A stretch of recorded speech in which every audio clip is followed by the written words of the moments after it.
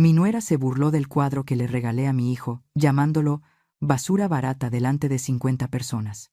Mi hijo no dijo nada, hasta que uno de los invitados intervino. La vi pujar por este cuadro por más de $300,000 la semana pasada.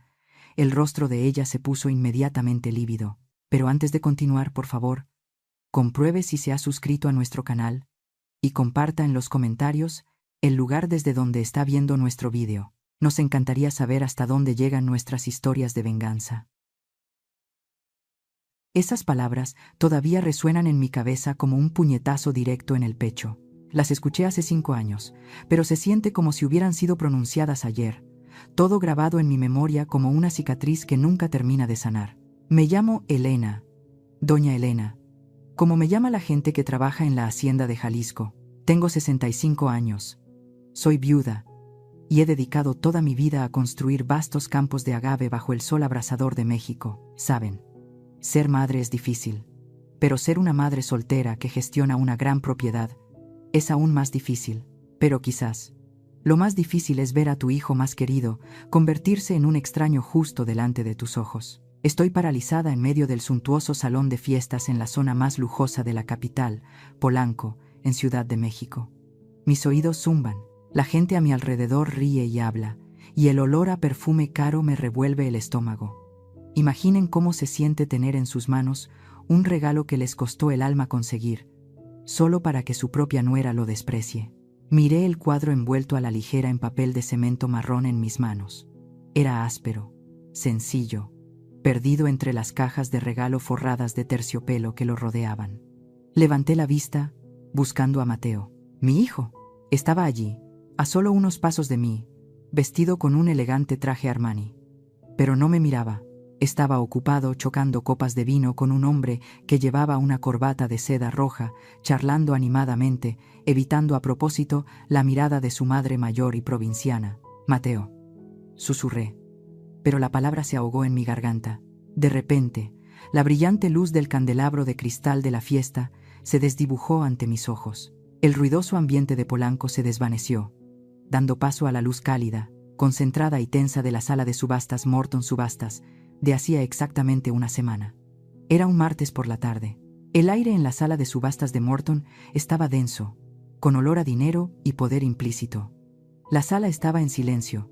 Solo se escuchaba el ritmo constante pero presionante de la voz del subastador. Estaba sentada en la fila VIP, sujetando firmemente mi paleta de plástico con el número 88. Mi corazón latía con más fuerza en mi pecho que cuando me enfrentaba a las tormentas en el rancho. Lote número 45. Resonó la voz del subastador por toda la sala. La obra al óleo, El niño y el agave, datada en 1920, de la rara colección privada del gran y fallecido artista Saturnino Herrán. El cuadro fue presentado. Bajo los focos, era impresionantemente hermoso. Precio de salida, $150,000 estadounidenses. Inmediatamente, la batalla comenzó. Un representante del Museo Soumaya pujaba por teléfono en una esquina de la sala. Frente a mí, había un coleccionista estadounidense, de pelo blanco, con ojos tan agudos como los de un halcón. $200,000. El estadounidense levantó su paleta. $220,000. El representante del museo respondió. $250,000. El precio subió vertiginosamente. Cada cifra pronunciada representaba una fortuna para la gente común. Pero no podía detenerme. Sabía lo que este cuadro significaba. Cuando el precio alcanzó los $300,000, el representante del Soumaya negó con la cabeza y colgó. Solo quedábamos el estadounidense y yo. $320,000 para el caballero de la derecha. El subastador lo miró. El estadounidense dudó. Susurró algo a su asistente, luego negó con la cabeza y dejó la paleta sobre la mesa. La sala de subastas se quedó en un silencio sepulcral. Todas las miradas se dirigieron hacia mí, una anciana vestida modestamente sentada en silencio en un rincón de la sala. Era mi turno. ¿Ahora o nunca? Respiré profundamente, reuniendo todo el coraje de una mujer que ha luchado toda su vida en el mundo de los negocios, y levanté mi paleta con el número 88. $350,000. Mi voz resonó, firme y resuelta. Toda la audiencia jadeó asombrada. $350,000 estadounidenses. Más de 7 millones de pesos. Era la ganancia neta de toda una cosecha de tequila de este año. Pero no me importaba. 350,000 a la una. 350,000 a las dos. Golpe. Vendido. A la señora número 88. El sonido del martillo al golpear la mesa fue como la explosión del latido de mi corazón. Exhalé, con las manos temblando mientras firmaba el cheque. Cuando el empleado de la casa de subastas me entregó el cuadro, cuidadosamente envuelto, se inclinó respetuosamente y dijo: «Felicidades, señora. Esto no es solo un cuadro, es el alma de México. El alma de México». Esa frase me arrastró de nuevo a la cruel realidad de la fiesta. Estaba aquí, en medio de esta fría mansión en Polanco, abrazando esa alma. Pero, irónicamente, esa alma valorada en $350,000 que yo atesoraba, ahora era considerada por mi propio hijo y mi nuera como una basura, un objeto viejo que estorbaba en su lujosa fiesta. Miré la envoltura de papel marrón y luego a Mateo. Mi corazón se encogió. ¿Alguien podía entender esta sensación? La sensación de volverse invisible y completamente perdido justo al lado de tu propia carne y sangre. La mansión de Mateo y Sofía estaba ubicada en el corazón de Polanco, diseñada en un estilo que la gente llama minimalismo. Para mí, se parecía más a un hospital que a una casa. 4 paredes blancas, suelos de mármol italiano fríos y brillantes que reflejaban cada arruga de mi rostro. En la esquina del jardín, una banda de mariachi con trajes negros bordados con hilo plateado tocaba alegres melodías tradicionales. Los invitados se limitaban a agruparse, riendo a carcajadas, con teléfonos en mano para tomarse selfies, tratando de capturar los ángulos más chic para presumir en las redes sociales. Destacando entre la multitud estaba Sofía, mi nuera. Hoy llevaba un ajustado vestido Gucci que realzaba todas las curvas de su cuerpo, con zapatos de tacón Prada, con suela roja brillante. Alrededor de su cuello y manos, joyas de oro resplandecían, reflejando la luz del brillante candelabro. Sofía se movía por la fiesta como un pavo real bailando, con la barbilla en alto, su mirada arrogante recorriendo a los camareros. «María, más vino», dio una palmada cerca de la copa, ordenando a la sirvienta sin siquiera mirarla. «Juan, quita esto, rápido». Me ajusté el rebozo de seda sobre mis hombros, respiré hondo y entré. Hoy elegí llevar mi vestido tradicional otomí bordado, con intrincados bordados a mano de pájaros y flores de colores brillantes. Para mí, este era el atuendo más elegante y noble. Pero claramente estaba completamente desentonado con el código de vestimenta traje occidental moderno que Sofía había impuesto tácitamente para esta fiesta. Tan pronto como me vio cruzar la puerta, la sonrisa en los labios de Sofía se apagó. Se giró para susurrarle a su amiga Carla, que estaba a su lado, pero su voz fue lo suficientemente alta para que yo la escuchara. «Esa es mi suegra. Mira, ¿no parece una de esas señoras que venden tamales en el mercado del Zócalo?» Ambas se taparon la boca y rieron disimuladamente, sus ojos llenos de burla. Hice como si no las hubiera escuchado y seguí caminando. Sofía rápidamente recuperó su fachada habitual. Se acercó a mí con voz melosa. «¡Ay, mamá ya llegó! ¿Por qué no se puso el vestido que le envié la semana pasada? Este es un poco demasiado folclórico para el ambiente de una fiesta tan elegante, ¿no cree?» Miré directamente a los ojos de mi nuera y respondí con calma. «Me siento cómoda. Y eso es suficiente. Además, esta es una prenda que dejó tu bisabuela. Cada puntada es la pasión de un artesano. Es más valiosa que cualquier marca que lleves puesta». Sofía se encogió de hombros, hizo un mohín de desdén y se dio la vuelta, dejándome sola, sin siquiera molestarse en invitarme a sentarme o pedirme un vaso de agua. Fue entonces cuando vi a Mateo, mi hijo, hoy apuesto con su traje Armani, cabello engominado y brillante, parecía un empresario de éxito. Pero como madre, no pude evitar notar la inquietud en sus ojos. Tenía una copa de vino en la mano, pero no bebía. Sus ojos se desviaban constantemente hacia la pantalla de su teléfono, murmurando algo lleno de preocupación. El envío atascado en el puerto de Veracruz. Aduana. Efectivo. Al verme parada sola en la sala, Mateo solo asintió superficialmente, evitando mi mirada a toda prisa. «Qué bien que viniste, mamá», dijo rápidamente, con voz trivial. «Ponte cómoda. Estoy ocupado atendiendo a unos socios importantes de Sofía. No puedo atenderte». Dicho esto, se dio la vuelta y se dirigió directamente hacia un grupo de hombres que reían ruidosamente, dejándome sola en la vasta sala, pero fría de afecto. Ni siquiera me miró a los ojos una sola vez, como si mi presencia aquí fuera solo una obligación que quería cumplir rápidamente. El aplauso sonoro de Sofía resonó, interrumpiendo mis pensamientos y atrayendo la atención de todos los invitados en la sala. «Atención, todos, reúnanse aquí», dijo en voz alta, su rostro radiante de emoción. «Es hora de que Mateo abra sus regalos.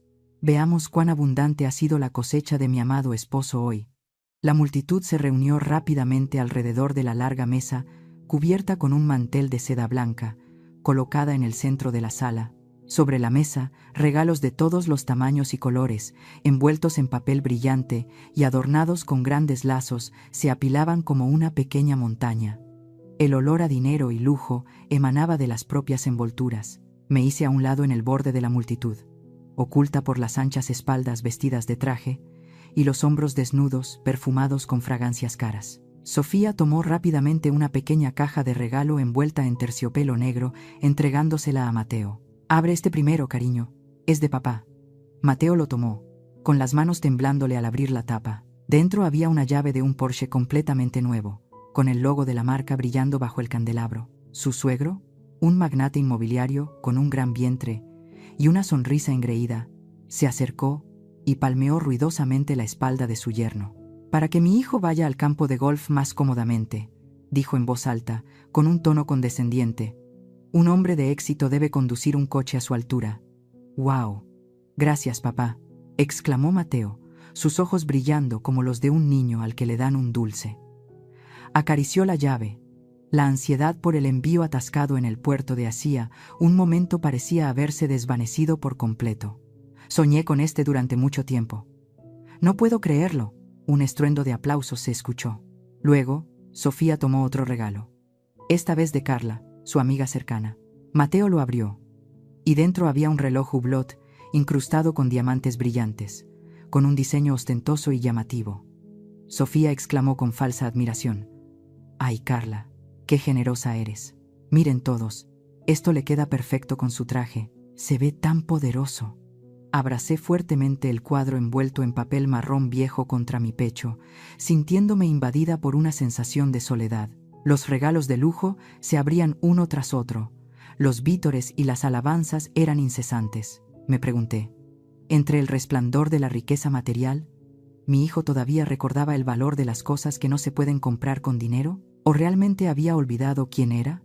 ¿Olvidado sus días de infancia sencillos en la hacienda? Después de unos 30 minutos de vítores y alabanzas, las cajas de regalos de marca finalmente se abrieron. Sobre la mesa ahora se amontonaban cajas de Hermès naranjas, negras de Chanel y cintas de seda esparcidas. Solo quedaba mi regalo, envuelto en papel de cemento marrón oscuro, abandonado y solitario en medio de ese montón de lujos. Sofía miró alrededor de la mesa, y sus ojos se detuvieron en mi regalo. Usó el pulgar y el índice para pellizcar una esquina del paquete, levantándolo como si temiera contagiarse de la aspereza del papel.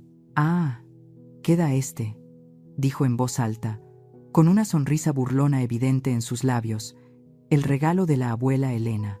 Silencio. Todos, veamos qué sorpresa nos trae mi suegra hoy. Toda la sala guardó silencio, expectante, pero no era una espera emocionada, sino una curiosidad por ver la diversión. Contuve la respiración, con las manos entrelazadas. Sofía ni siquiera se molestó en desatar el cordel de cáñamo que yo había anudado con cuidado. Tiró con fuerza y desgarró violentamente el papel marrón. El sonido del papel rasgándose fue estridente en el silencio. El cuadro quedó al descubierto. Era una pintura al óleo en un marco de madera de roble negro, descolorida por el tiempo, con algunos pequeños arañazos. Los colores eran sobrios, representando a un niño a caballo en un campo de agave bajo un atardecer amarillento. No se veía brillante ni ostentoso como los objetos de marca que lo rodeaban. Sofía miró fijamente el cuadro por un segundo y luego soltó una carcajada. Su risa resonó, chillona y llena de desprecio. «¿Qué es esto?», dijo mientras reía, levantando el cuadro para que todos lo vieran. «¿Un cuadro viejo y gastado? ¿Dónde lo encontró, mamá?». Bajó un sótano húmedo o lo recogió en el mercado de pulgas de Lagunilla, ¿eh? La risa comenzó a extenderse entre la multitud. Murmullos de cotilleo surgieron sin recato. Mira ese marco. Seguro que las termitas se lo comieron por dentro, dijo un hombre barrigón cerca, con un mohín. Parece un garabato de un estudiante de primaria, añadió Carla, la amiga de Sofía, tapándose la boca mientras se reía a carcajadas. Sentí que mi cara ardía, la sangre subiendo a mi cabeza. No me importaba la multitud de extraños, solo me importaba una persona. Miré directamente a Mateo. Mis ojos suplicaban, tratando de encontrar una conexión en los ojos de mi hijo. ¿Lo recuerdas, Mateo? ¿Cuánto deseaste este cuadro? Di algo, hijo. Mateo miró el cuadro. Por un breve momento, vi un rastro de confusión en sus ojos. Lo reconoció. Estoy segura de que lo reconoció. Pero luego, su mirada se dirigió a Sofía, que se reía a carcajadas, y a sus amigos elegantes que esperaban la reacción del anfitrión. La vanidad masculina, el ego vacío de alguien que quiere demostrar que pertenece a la élite, ganó a la memoria. Se aclaró la garganta, haciendo un gesto superficial con la mano. Está bien, Sofía. No te burles de mamá, dijo, con un tono como si estuviera apaciguando a un niño travieso.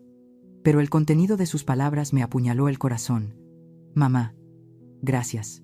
Pero la próxima vez, por favor, no traigas estas cosas viejas a la fiesta. Nuestra casa está diseñada con un estilo moderno. Colgar esto se vería muy fuera de lugar.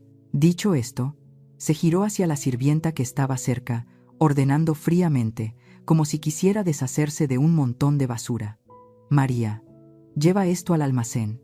Está estorbando demasiado en la mesa, no queda espacio para el vino. Las palabras de Mateo fueron como una bofetada contundente en mi cara, más dolorosa y humillante que cualquier dolor físico. No por el desprecio al cuadro, sino porque mi propio hijo, al que di a luz con dolor y crié con sacrificios durante toda mi vida, ahora renegaba públicamente de su pasado, renegaba de mi amor, solo a cambio de unas risas baratas de los amigos snobs de su esposa.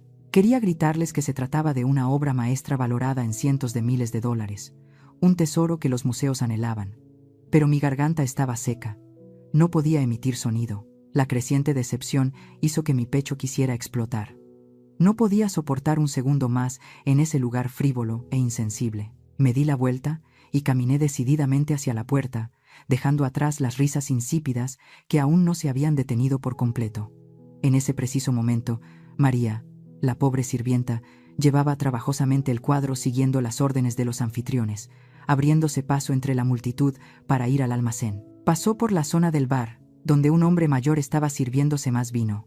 Era don Alejandro, un socio de negocios de mi consuegro desde hace mucho tiempo, conocido en los círculos de élite, por ser extremadamente exigente y tener un profundo conocimiento del arte. Llevaba un traje clásico perfectamente cortado, su pelo y barba grises bien peinados, y unas gafas de montura dorada que denotaban intelecto y autoridad. Alejandro estaba mirando distraídamente la sala, agitando ligeramente la copa de vino tinto en su mano. De repente, su mirada se encontró con el cuadro en las manos de María.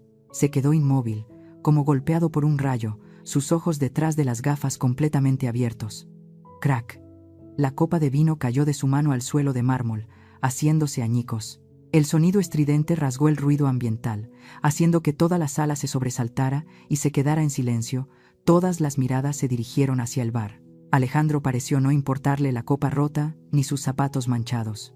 Se abalanzó para bloquear el camino de María, actuando con una rapidez que no se esperaría de alguien de su edad. «Detente. Ponlo ahí. Inmediatamente», gritó, con una voz retumbante y autoritaria que asustó a María, quien se apresuró a colocar el cuadro sobre la mesa más cercana. Temblando, Sofía, que estaba cerca, frunció el ceño molesta por la interrupción. Se acercó, tratando de mantener una forzada cortesía. «Tío Alejandro, ¿qué pasa? Es solo una basura de pintura que trajo mi suegra». ¿Le asustó? Dejé que les diga que limpien los cristales y que se lleven esa cosa vieja de inmediato. «Cállate». Don Alejandro se giró bruscamente, gritándole a Sofía, quien retrocedió un paso, asustada. «¿Llamas a esto basura? ¿Te atreves a llamarlo basura?». Sin dejar que Sofía se defendiera, sacó un pequeño estuche de cuero de su bolsillo interior, De él sacó una lupa profesional y, para asombro de todos, se puso un par de guantes de tela blanca. Esta acción profesional y solemne hizo que la atmósfera en la sala se volviera extremadamente tensa.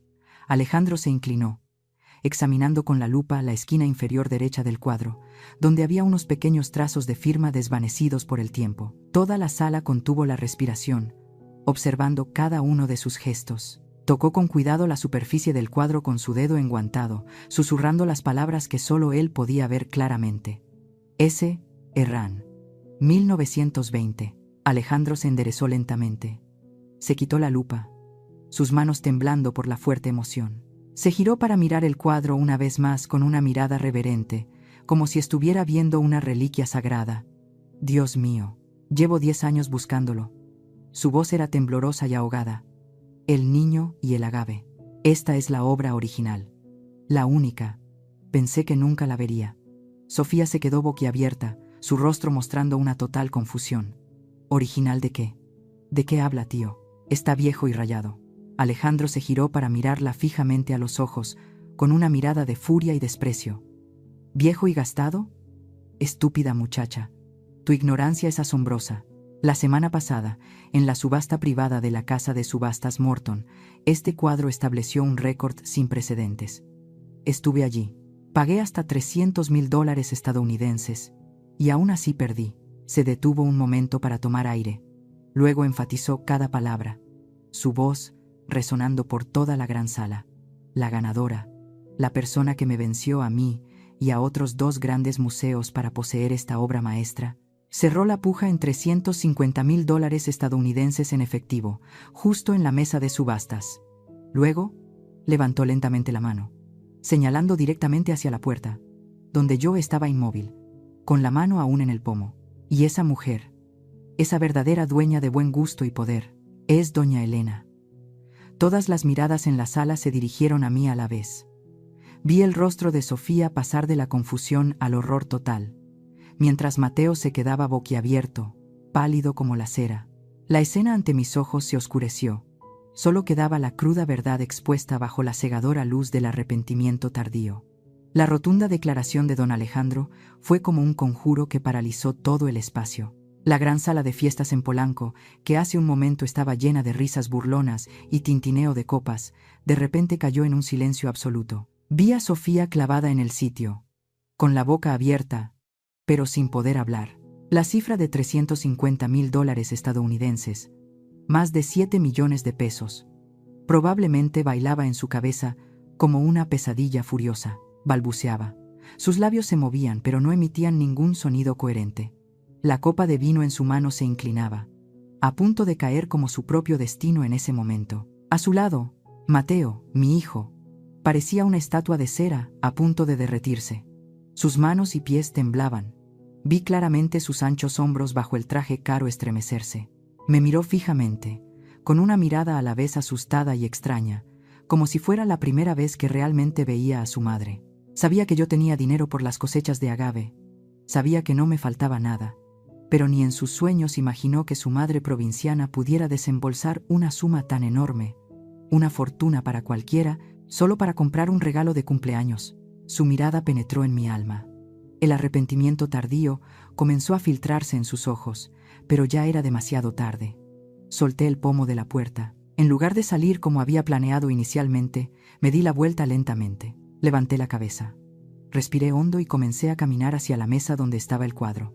La multitud de invitados, aquellos que hace un momento se reían y se burlaban de mí, ahora se apartaban automáticamente a ambos lados, abriéndome paso como si fuera una reina entrando en su palacio. Las miradas hacia mí ya no eran de desprecio, sino de curiosidad, respeto e incluso miedo. Llegué junto a don Alejandro, asintiendo levemente en agradecimiento, y luego coloqué mi mano curtida por el sol y el viento sobre el marco de roble negro del cuadro. $350,000, dije. Mi voz era suave, pero resonaba en el silencio de la sala, firme como un martillo golpeando un yunque. Ese es su valor de mercado. Es la cifra que las casas de subastas y los museos le dan a esta obra maestra. Pero para mí, no tiene precio. Levanté la vista, mirando directamente a los ojos de Mateo. Mi mirada ya no era de súplica, de debilidad, como antes. Contenía el dolor de una madre traicionada, pero también la fuerza de una mujer que ha pasado por la tormenta. ¿Lo recuerdas, Mateo?, pregunté. Mi voz se hizo más profunda, transportándonos a los dos en el tiempo. Hace 30 años, en una calurosa tarde de verano en el Museo de Guadalajara, tenía solo 5 años. Te quedaste clavado frente a este cuadro durante horas. Lloraste, pataleaste, negándote a irte cuando el museo estaba a punto de cerrar. Vi a Mateo estremecerse ligeramente. Los recuerdos regresaban, rompiendo la brillante fachada que había intentado construir durante tanto tiempo. En ese momento, tiraste de mi mano, señalaste al niño en el cuadro y dijiste: «Mamá, ese niño del cuadro se parece mucho a mí. Está cabalgando en los campos de agave de mi abuelo. Quiero llevarlo a casa. Quiero que sea mi amigo». Hice una pausa, dejando que cada palabra se hundiera en la mente de mi hijo. Ese día, me arrodillé, te sequé las lágrimas y te prometí: un día, cueste lo que cueste, te lo traeré a casa. Trabajé incansablemente. Esperé 30 años para cumplir esa promesa. Y hoy, lo logré. Miré el cuadro una vez más, y luego levanté la vista para mirar directamente a los ojos de Mateo, que fluctuaban violentamente, lanzando el golpe psicológico final. Cruel pero necesario para despertar su conciencia. Pero me di cuenta de una cosa dolorosa, Mateo. Ese niño inocente, que amaba su tierra, que valoraba cada recuerdo de su infancia. Ese niño está muerto. Murió dentro de ti. Ahora, frente a mí, solo queda un hombre débil. Alguien que permitió que su propia esposa llamara al recuerdo más hermoso de su infancia basura, cosas viejas y húmedas. Mateo agachó la cabeza. Vi sus manos apretadas, las venas azules hinchándose. Sus hombros se encogieron como si estuviera cargando un peso invisible. Una vergüenza extrema lo invadió. Lo recordó. Sabía que lo recordó. Fue el verano más hermoso de su vida. El último verano que cabalgó con su padre en los vastos campos de agave antes de que él muriera en un accidente. El cuadro no era solo arte. Era la encarnación de su padre, de su infancia, de lo más puro que jamás tuvo. Y él mismo, en su embriaguez de vanidad, se había aliado con su esposa para tirarlo todo a la basura. Los invitados, fresa, aquellos snobs de la élite que siempre se creían el centro del universo, comenzaron a murmurar. El silencio inicial se rompió por los susurros, extendiéndose como un incendio forestal. Me quedé quieta junto al cuadro, escuchando claramente cada una de sus palabras, palabras que antes nunca pensé que oiría en este lugar frívolo. Dios mío, doña Elena tiene un gusto increíble, exclamó una mujer con un gran collar de perlas, con voz llena de admiración. Es Saturnino Herrán. ¿Cómo pudo ella reconocer su valor mientras nosotras solo veíamos el exterior viejo? La nuera es tan superficial, resonó otra voz masculina, llena de desprecio. Hay que ser ciego para no reconocer la obra maestra. Es verdad que los tambores vacíos suenan más fuerte, solo conoce los logos de marca sin alma. En otro rincón, 2 hombres se acercaron a susurrar, pero lo suficientemente alto para que toda la zona los escuchara. Ahora recuerdo, escuché que ella posee miles de hectáreas de plantaciones de agave en los altos de Jalisco. Es una familia tequilera ancestral, su patrimonio se calcula en dólares, no es una broma. No es el tipo de riqueza nueva y ostentosa como la familia de Sofía. Esas palabras fueron como cuchillos invisibles que cortaron el frágil orgullo de Sofía. Miré a mi nuera, estaba allí, encogida entre la multitud. El caro vestido Gucci, los zapatos Prada de suela roja, todas las joyas brillantes que llevaba, no podían ocultar su vacuidad e ignorancia interior. Agachó la cabeza, sus manos agarrando el borde de la mesa para no caer, su rostro rojo de humillación extrema. Sabía que, a partir de ese momento, se había convertido en el hazmerreír de toda la élite a la que siempre había anhelado pertenecer. Justo entonces, don Alejandro se adelantó, se ajustó la corbata de seda, y luego me hizo una reverencia respetuosa, un gesto de cortesía, como si estuviera ante un monarca. Señora Elena, dijo, su voz profunda y sincera. Usted es la mecenas de arte más digna que he conocido en toda mi vida de coleccionista. Su determinación y amor por esta obra son admirables. Que el cuadro esté en sus manos es verdaderamente el destino. Se detuvo un momento, sus ojos brillando al mirar el cuadro, y luego a mí. haciendo una oferta que hizo que la atmósfera en la sala se volviera tensa de nuevo. Sé que acaba de decir que no tiene precio para usted, dijo don Alejandro, con voz llena de anhelo. Pero aún así, quiero probar suerte una vez más. Si cambia de opinión, o si siente que este cuadro no es bienvenido aquí, estoy dispuesto a pagar $400,000 estadounidenses ahora mismo para comprarlo. Efectivo o transferencia, como usted decida. $400,000 estadounidenses. Esa cifra resonó como un trueno. Antes de que pudiera reaccionar, vi los ojos de Sofía brillar. La humillación en su rostro pareció desvanecerse en un instante, reemplazada por una avaricia desesperada y aterradora. Leí su mente tan claramente como la luz del día. $400,000. Esa cantidad era más que suficiente para rescatar la empresa de exportación de Mateo, que estaba en bancarrota, pagar todas las deudas bancarias que él estaba ocultando, e incluso sobraría para que ella comprara docenas de bolsos Hermes Birkin que tanto deseaba. Sofía levantó bruscamente la cabeza, mirándome con avidez, y luego a Mateo como si le estuviera haciendo una señal a su esposo para que aprovechara rápidamente esta oportunidad de oro. Su descaro me hizo estremecer. Ella acababa de insultar el cuadro llamándolo basura hace unos minutos, y ahora quería usar esa misma basura para salvar su vida de lujo artificial. Sofía se acercó a mí, dejando de lado toda su arrogancia habitual, reemplazándola con una apariencia sumisa y lamentable. Forzó una sonrisa, distorsionada. Sus labios temblaban mientras intentaba parecer amigable, pero solo la hacía sentir artificial. Extendió la mano. Sus dedos llenos de anillos de oro temblaban mientras intentaba tomar mi mano callosa. «Ay, mi querida mamá». Su voz era melosa, pero se le quebraba por la tensión. «Le pido perdón. 1000 veces perdón. Yo solo estaba bromeando para aligerar el ambiente de la fiesta. Usted ya conoce mi carácter. Siempre digo cosas sin pensar. No hay malicia en mi corazón». Mientras hablaba, miraba el cuadro con codicia, como si fuera un sabroso bocado en lugar de la obra de arte que acababa de llamar basura. Realmente no sabía que era tan valioso. Si hubiera sabido el esfuerzo que le costó encontrarlo, lo habría apreciado desde el principio, continuó Sofía, y luego se giró bruscamente para gritarle a la sirvienta que estaba aturdida en la esquina de la sala, su tono cambiando 180 grados. «María, no te lo lleves a ninguna parte. ¿Quién te dijo que lo bajaras al almacén? Trae inmediatamente la caja de herramientas, clavos y martillo. ¡Rápido!», señaló la pared vacía encima de la chimenea, la posición central y más honrosa del salón. «Lo colgaremos aquí, en esta posición de honor, justo encima de la chimenea, para que todos los que entren puedan admirar la obra maestra de la familia». Luego se volvió hacia mí. Su mirada aduladora era desvergonzada. «Hará que toda esta casa brille. La transformará en un espacio de arte de primera clase. ¿Verdad, Mateo? Dile algo». Mateo pareció despertar en ese momento.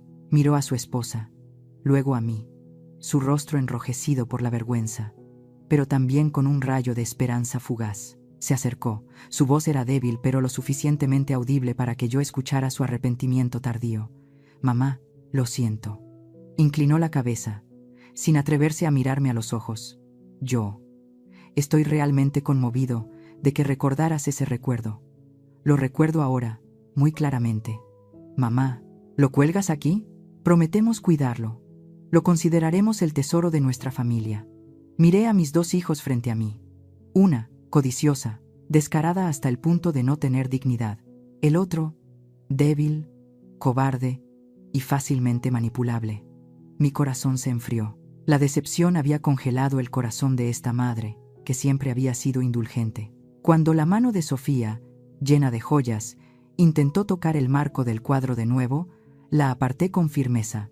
Mi brusco movimiento la hizo tambalearse unos pasos hacia atrás, casi cayendo si no se agarraba al brazo del sofá.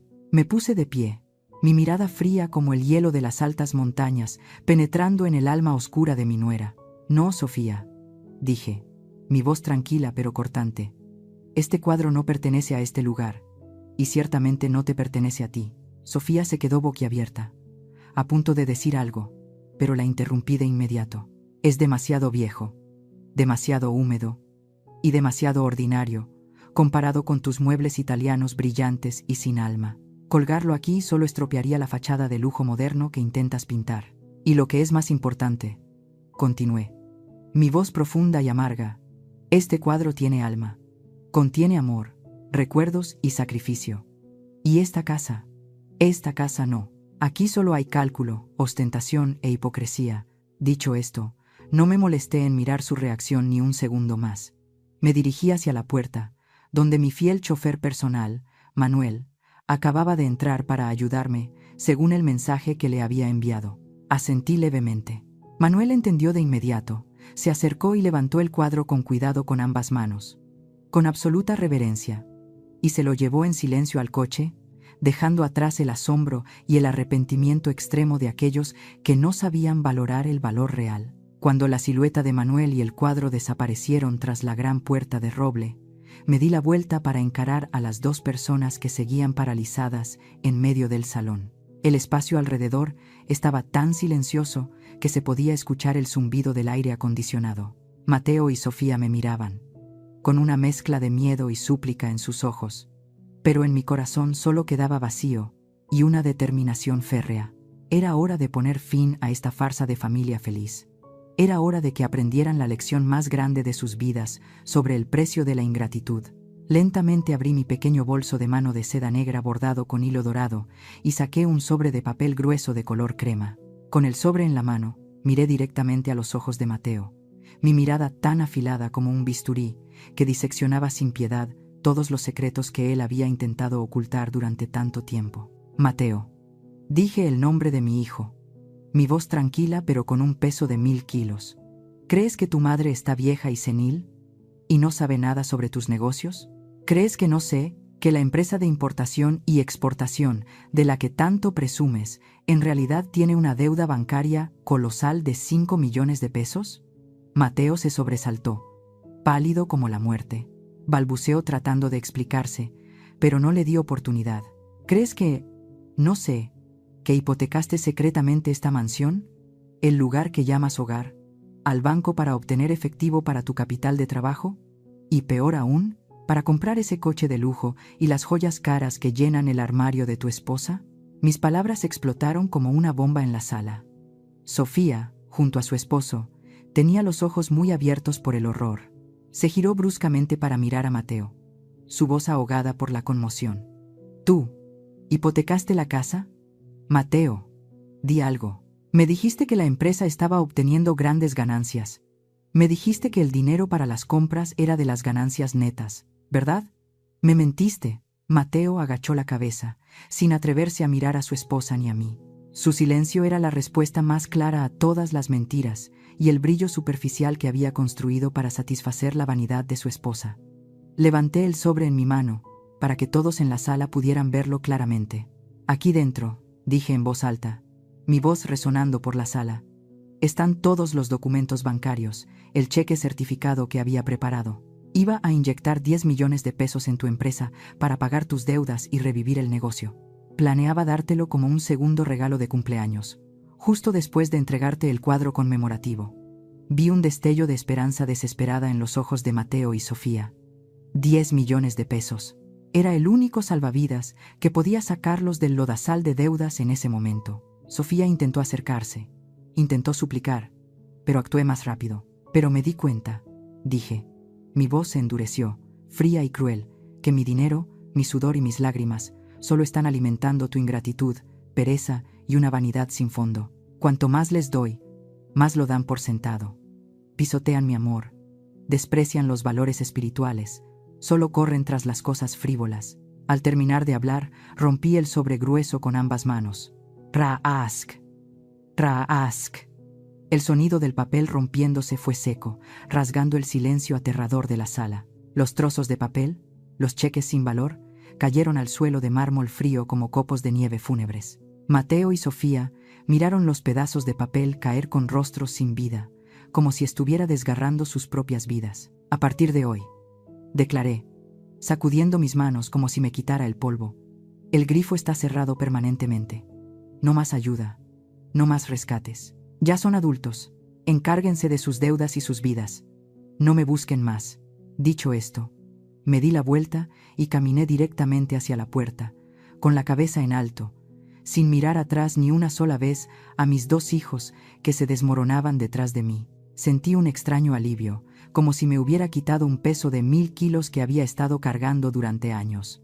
Justo cuando salí por la puerta principal, don Alejandro se apresuró a seguirme.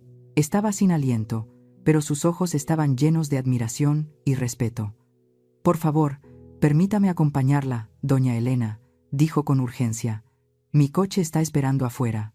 Me encantaría escuchar más sobre su colección y sobre la historia de ese cuadro maravilloso. Por favor, concédame este honor». Sonreí y asentí. Antes de subir al coche, eché un vistazo a través de la puerta abierta. Mateo y Sofía seguían clavados en el centro de la sala, entre los trozos de papel blanco y los regalos ostentosos pero inútiles apilados en la mesa. A su alrededor, los invitados de élite se retiraban uno por uno, mirándolos con desprecio y lástima. La fiesta había terminado, y la obra de sus vidas también había llegado a su fin, de la manera más vergonzosa. Ha pasado un mes desde aquella noche ruidosa y turbulenta en Ciudad de México. Dejé la opresión y la frivolidad de la ciudad para volver al lugar al que realmente pertenezco. La Hacienda, La Esperanza. Hacienda, La Esperanza, situada en los altos de Jalisco. Aquí, el cielo es siempre de un color azul zafiro. El viento sopla fuerte trayendo el aroma acre característico de la tierra roja basáltica y los campos de agave verde plateado que se extienden hasta el horizonte. El aire aquí es limpio y extrañamente pacífico, muy diferente al olor a humo y la hipocresía de las fiestas de élite que tuve que soportar. Estoy sentada en mi viejo pero cómodo sillón en el porche, con una taza de té de hierbas caliente en la mano que desprende un suave aroma.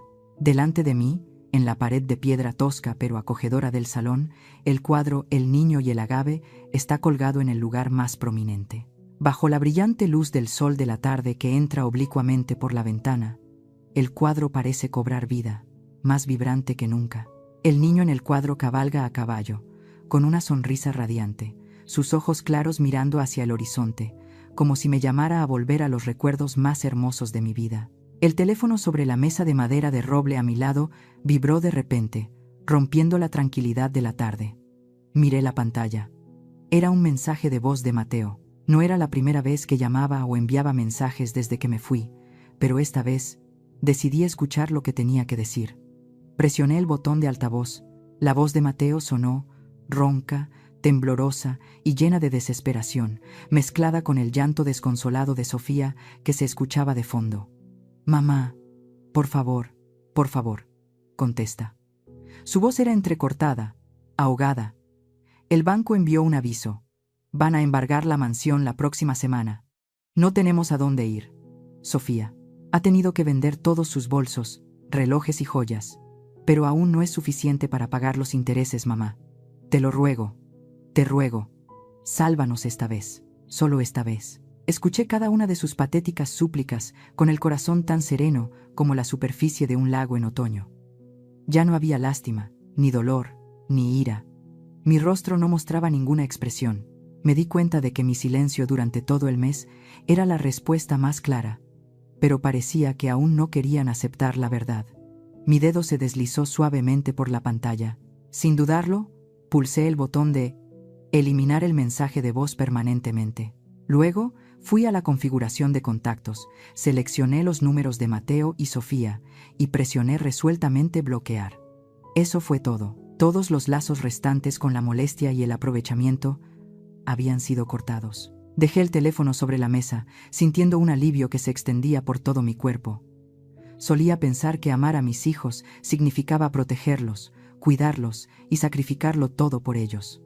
Pero me equivoqué. Ese amor ciego no los ayudó a madurar. Solo los convirtió en parásitos, ingratos y débiles. Soltarlos ahora era el mayor amor que podía darles, obligándolos a valerse por sí mismos, a asumir la responsabilidad de sus errores. Y lo más importante, era la liberación para mí. Me levanté y me acerqué al cuadro. Admiré al niño a caballo sonriendo hacia la puesta de sol. Le devolví la sonrisa, una sonrisa de paz y satisfacción. «La libertad no es barata», me susurré, mi voz mezclándose con el crujido del viento de la tarde. «El precio es dolor, lágrimas, la ruptura de los lazos familiares, pero vale cada centavo». Y finalmente, después de toda la tormenta, He comprado esa libertad para mí misma. Mi paz en la hacienda no duró mucho. Exactamente 3 días después de que bloqueara sus números, una calurosa tarde, el sonido enfermizo de un motor de coche resonó desde el camino de tierra roja que conducía a la entrada principal. No era el coche deportivo brillante o el coche de lujo que Mateo solía conducir. Era una camioneta vieja, cubierta de polvo, del tipo que se usa para transportar mercancías en las zonas rurales pobres. Mateo se bajó del coche. En el momento en que vi a mi hijo, el corazón de madre dentro de mí se encogió, doliendo a pesar de que mi razón intentaba impedirlo. Ya no era el apuesto empresario con traje Armani y cabello engominado. Frente a mí había un hombre demacrado, con barba descuidada, ojeras profundas por la falta de sueño y el pánico. Su camisa de marca ahora estaba arrugada y manchada de tierra, con las mangas subidas descuidadamente. No caminó con arrogancia. Arrastró sus pesados pasos hacia el porche, donde yo estaba sentada inmóvil. Cuando llegó frente a mí, no dijo una palabra. Simplemente se arrodilló en el suelo de piedra caliente. Mamá, su voz era ronca, quebrada. Lo perdí todo. El banco embargó la casa esta mañana. Sofía se fue a casa de su madre. Dijo que no podía vivir con un fracasado. No tengo a dónde ir. Agachó la cabeza sobre mis rodillas, sus hombros temblando. El llanto de un hombre adulto era realmente patético y amargo. Miré el cabello revuelto de mi hijo. Mi mano instintivamente quiso acariciar su cabeza como en el pasado, pero me detuve en el aire. Miré el cuadro, el niño y el agave colgado en la pared. El niño en el cuadro era fuerte, libre, y mi hijo estaba arrodillado en la cobardía. Pero después de todo, la tigresa no se come a sus cachorros. La sangre es más espesa que el agua. Podía ser cruel con su vanidad, pero no podía quedarme de brazos cruzados viendo al hijo que di a luz ir a la cárcel o morir en la calle. Respiré hondo. Tragué la angustia, reemplazándola con la severidad más fría que pude evocar. «Levántate», ordené, mi voz firme. Mateo levantó la vista. Sus ojos enrojecidos me miraron con sorpresa. «Mamá, ¿me ayudarás?» «Te salvaré», dije, «pero no de la manera que piensas. No te daré un cheque». Me levanté, caminando de un lado a otro frente a él. Mi sombra se extendía sobre el suelo de ladrillo cocido. «Pagaré la deuda bancaria para que no vayas a la cárcel por fraude financiero. Rescataré la casa, pero no para que vivas en ella, sino que la alquilaré para hacer obras de caridad. Y la deuda de la empresa. Avalaré una reestructuración». Mateo intentó agradecerme efusivamente, pero levanté la mano para detenerlo. «No te alegres tan pronto. Esto es un trato, Mateo. Y el precio que tienes que pagar es tu libertad durante los próximos 5 años». Lo miré directamente a los ojos, exponiendo las condiciones que había considerado cuidadosamente desde el momento en que vi la camioneta vieja entrar por la puerta. Primero, levanté un dedo. «Tienes que quedarte en esta hacienda. No puedes volver a la ciudad, ni fiestas, ni amigos de élite. Vivirás en la casa de los trabajadores. Comerás como ellos, vivirás como ellos. Segundo, empezarás a trabajar mañana, no como director, no en un escritorio con aire acondicionado. Irás al campo. Aprenderás a plantar agave, a cosechar agave bajo el sol de 40 grados, a cargar piñas de 50 kilos sobre tus hombros hasta que tus manos de niño mimado se endurezcan y sangren. Quiero que pruebes el sabor salado del sudor para que entiendas el valor del dinero». Mateo tragó saliva, su rostro pálido, pero no se atrevió a protestar. «Tercero», continué. Mi voz se hizo más profunda. «Todo tu salario de trabajo manual será retenido para pagar gradualmente la deuda que me debes. No recibirás ni un solo centavo hasta que demuestres que te has rehabilitado del hábito de gastar derrochadoramente. Y por último, sobre Sofía. Si realmente te ama, aceptará venir aquí a vivir contigo en la casa de los trabajadores y trabajar contigo. Si no, sabrás si te ama a ti o a tu dinero». Me detuve, cruzando los brazos sobre el pecho, esperando. El viento del campo soplaba, trayendo consigo el polvo. «¿Aceptas? ¿O prefieres salir por la puerta y enfrentarte a la policía?» Mateo miró los vastos campos de agave, bañados por el sol, y luego sus manos blancas y bien cuidadas. Se quedó en silencio por un largo tiempo, la lucha interna claramente visible en su rostro. Finalmente, se secó las lágrimas, levantando la cabeza para mirarme. En sus ojos, por primera vez en muchos años, vi un poco de la luz de la determinación, una luz que pensé que se había extinguido hace mucho tiempo. «Acepto», dijo. Su voz ya no temblaba. «Lo haré. Pagaré mi deuda contigo. Con mi propio trabajo». Asentí levemente, sintiendo un pequeño alivio en mi corazón. Pero mi rostro mantuvo una expresión severa. «Bien. Mañana, a las 4 de la mañana. No dejes que tenga que llamarte». Me di la vuelta y entré en la casa, ocultando la lágrima que acababa de rodar por mi mejilla. No sabía si sería capaz de soportarlo o si se rendiría después de unos días. Pero al menos, hoy, el niño del cuadro, el niño y el agave, tuvo la oportunidad de renacer, no con dinero, sino con el sudor y la tierra roja de su tierra natal. El viaje de mi hijo para convertirse en un hombre acababa de comenzar. 6 meses. Han pasado 6 meses desde el día en que Mateo se arrodilló en mi porche. La estación seca en Jalisco es más cruel que en cualquier otro lugar. El sol es como una bola de fuego suspendida sobre la cabeza, quemando la tierra roja basáltica hasta agrietarla. El aire es denso, con olor a polvo y resina de planta. Aquí, el tiempo no se mide con relojes Hublot incrustados de diamantes, sino por la longitud de las sombras y la cantidad de surcos de agave limpiados de maleza. Estoy de pie en la colina, mirando el campo en el valle. Allí, mezclada con los grupos de trabajadores que visten camisas descoloridas y sombreros de paja de ala ancha, hay una figura familiar pero extraña. Es Mateo. Ya no es el niño rico y blanco de antes. Su piel ahora está quemada por el sol, curtida por el sol y el viento. Los músculos de sus brazos, antes flácidos por solo sostener copas de vino y firmar cheques, ahora están hinchados y tensos como las viejas raíces de los árboles aferradas a la roca. Sostiene una coa, una herramienta especializada con una cuchilla redonda, afilada para cosechar agave. Lo observo a través de mis binoculares. Está luchando con un enorme agave azul, blue agave, de 7 años. Las hojas de agave afiladas son como espadas, listas para perforar la piel de cualquiera que sea descuidado. Mateo levanta la coa, el sudor corre por sus ojos, haciéndolos picar. El primer corte falla, la cuchilla golpea una piedra, saltando chispas, jadea, se seca el sudor con la manga embarrada, y luego la levanta de nuevo. «Paciencia, muchacho». La voz del viejo Pepe, mi capataz de 70 años, resonó. No lo llama pequeño patrón, lo llama como a cualquier otro aprendiz. El agave es como las personas. Para obtener la piña más dulce, debes saber cómo quitar las espinas afiladas exteriores. No uses solo la fuerza, debes usar la cabeza y el respeto. Mateo se detuvo, mirando el imponente agave frente a él. Antes, solo veía las caras botellas de tequila en los bares, nunca supo cuánto sudor y sangre se necesita para obtener una gota de ese licor. Respiró profundamente, ajustó su postura y dio un corte decisivo. Las pencas espinosas cayeron, revelando el corazón blanco dentro. Esa fue la primera lección que quise que aprendiera.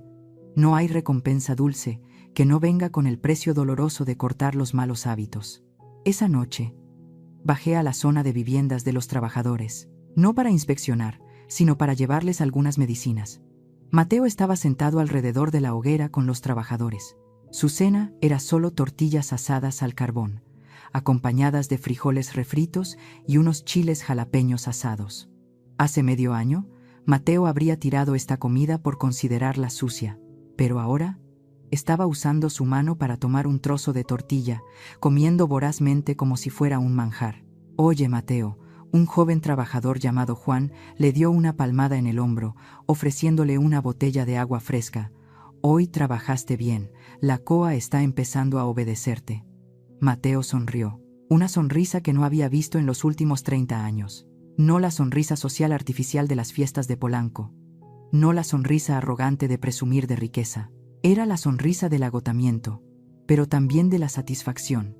La sonrisa de un hombre que sabe que acaba de crear valor real. «Gracias, Juan», respondió Mateo, su voz profunda y resonante, sin el tono condescendiente de antes. «Todavía tengo mucho que aprender. Hoy rompí una cuchilla». Justo entonces, un coche de correos entró en la hacienda. El cartero le entregó a Mateo un sobre grueso. Reconocí el logo del bufete de abogados en Ciudad de México. Eran los documentos de divorcio de Sofía. Todos los trabajadores se quedaron en silencio, conocían la historia familiar de Mateo. Lo miraron con lástima. Mateo abrió el sobre, leyendo rápidamente las frías líneas de división de bienes, aunque ya no quedaba nada que dividir, y las acusaciones infundadas de su ex esposa. Contuve la respiración, esperando un arrebato de ira o un colapso. Temía que lo abandonara todo para correr a la ciudad a rogarle que volviera. Pero no. Mateo dobló el papel. Lo guardó en el bolsillo interior de su camisa, justo al lado de su corazón que latía con fuerza. No lloró. Levantó la botella de agua, mirando el fuego parpadeante. Ella no se equivocó, dijo en voz baja, pero lo suficientemente fuerte para que yo lo escuchara desde la oscuridad. Ella amaba al Mateo con traje Armani, conduciendo un Porsche. Ese hombre está muerto, y el que está sentado aquí es un campesino con las manos llenas de callos. Es normal que no me reconozca. Se giró hacia el viejo Pepe. Tío Pepe, usted tiene razón. El agave tiene que soportar la sequía durante 7 años para acumular suficiente dulzura en el corazón.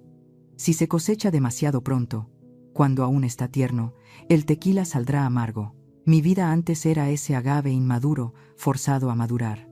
Viví apresuradamente, superficialmente, y el resultado fue solo amargura. El tío Pepe asintió, sirviéndole un pequeño vaso de tequila, del tipo añejo de la familia. Bebe, hijo. Este es el fruto de la tierra, el sudor de tus antepasados. Bebe para recordar que uno puede perderlo todo: casas, coches, esposa hermosa. Pero mientras estas manos sigan trabajando y este corazón sepa sentir vergüenza, seguirás siendo un hombre rico. Me quedé en la oscuridad. Las lágrimas cayeron silenciosamente. Pero esta vez eran lágrimas de felicidad. No pude salvar su empresa, no pude salvar su matrimonio, pero salvé la parte humana de él. Esa noche volví a mi habitación. De pie frente al cuadro, el niño y el agave, me di cuenta de algo maravilloso. El niño en el cuadro no era el pasado. Ese niño era el futuro. Era el Mateo del presente. El viaje de una persona no es una línea recta ascendente de fama y dinero. A veces, tenemos que caer al fondo, ser despojados como la piña de agave sin sus hojas espinosas, ser cocidos en el horno de la prueba, para poder destilar lo más esencial de nosotros mismos. A la mañana siguiente, cuando cantó el gallo, vi que Mateo ya estaba despierto. No necesitó que nadie lo llamara. Llevaba la coa al hombro, su sombra se alargaba bajo el resplandeciente amanecer de los altos. Caminaba firmemente, con la cabeza en alto. Ya no era el hijo mimado, se estaba convirtiendo en un hombre. Un gimador, cosechador de agave, genuino de su linaje. Y sabía que mi legado, no el dinero en el banco, sino estos campos, y el hombre que caminaba sobre ellos, finalmente estaba seguro. La libertad no es hacer lo que quieres. La libertad es saber quién eres, a dónde perteneces, y nunca tener que inclinar la cabeza ante valores ilusorios. Esa fue la última lección, y también el regalo más invaluable que le di a mi hijo. Un regalo envuelto no en papel de cemento, sino en el amor estricto de una madre. De mi historia, me doy cuenta de que la venganza más elegante no es sembrar la destrucción, sino hacer que los ingratos enfrenten el arrepentimiento tardío, mientras uno mismo vive de manera más radiante y orgullosa que nunca. Cuando la bondad es pisoteada, retirar el sacrificio y dejar que prueben la dureza de la vida es la lección más costosa. No teman ser mal vistos, porque a veces, la crueldad en el momento justo es la única manera de salvar a una persona. Si se siente satisfecho con la forma en que doña Elena les dio una lección inolvidable a su hijo y nuera, por favor, deje un comentario abajo. Y no olvide compartir conmigo historias de venganza civilizadas y profundas que conozca o haya experimentado, donde el desagradecido paga el precio y el valor real prevalece. Su historia podría ser una gran inspiración para nuestro próximo video.